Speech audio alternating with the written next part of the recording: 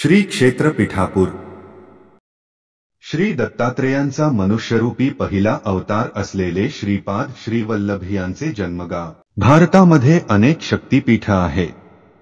त्यापैकी पीठापूर आंध्र प्रदेशातील पूर्व गोदावरी जिल्ह्यातील सामलकोटहून 12 किमी दूर वसलेले एक अति लहानसे गाव आहे। हे क्षेत्र श्री दत्तात्रेयांचा मनुष्यरूपी पहिला अवतार असलेले श्रीपाद श्रीवल्लभ यांचे जन्मगाव आहे। कसे जावे?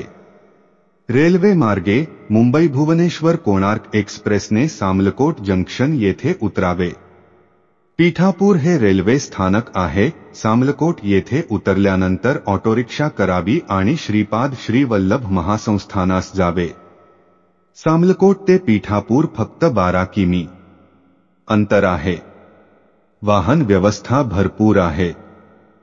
श्रीपाद श्रीवल्लभांचे निवासस्थान अत्यंत पवित्र आणि शांत आहे।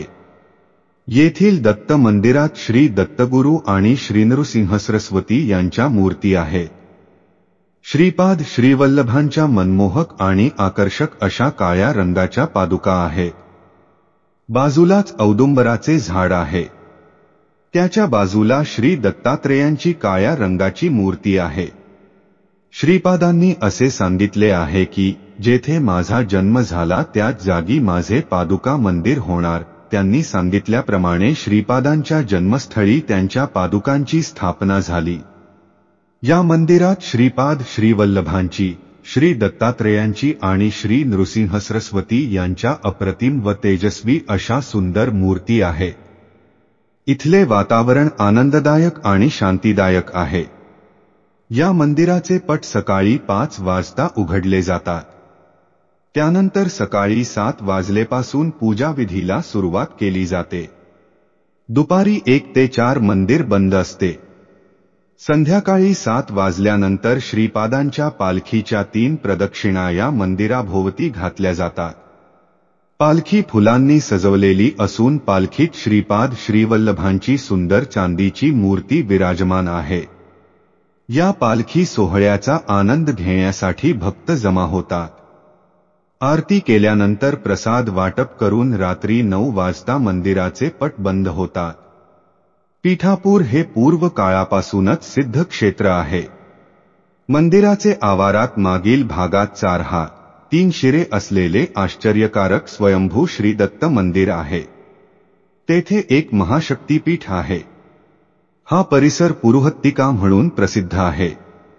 गयासुराच्या शरीरावर देवतांनी यज्ञ केला तेव्हा त्याचे मस्तक गयेला होते तर पाय पीठापूरला होते, म्हणून या क्षेत्रास पादगया असे म्हणतात। दक्ष यज्ञात सती देवीने योगाग्नीने आत्मदहन केले। भगवान शंकर तो देह घेऊन तांडव करू लागले। भगवान विष्णूने सुदर्शन चक्राने त्या देहाचे खंड खंड केले। ते भाग अन्य ठिकाणी पडले आणि ते शक्तिपीठ झाले।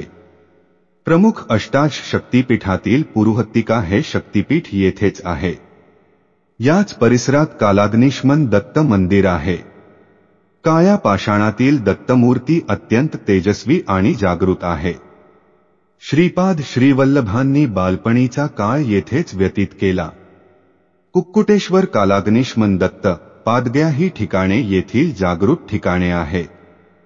श्रीपाद श्रीवल्लभांचे सर्व चमत्कार आणि लीला याच ठिकाणी घडल्या। श्रीपाद श्रीवल्लभ येथेच औदुंबर वृक्षाखाली विश्रांती घेतात।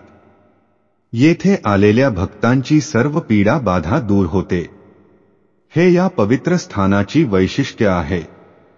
पीठापूर येथील श्रीपाद श्रीवल्लभ जन्मस्थानात आरती, अभिषेक, रात्री पालखी सोहळा होतो।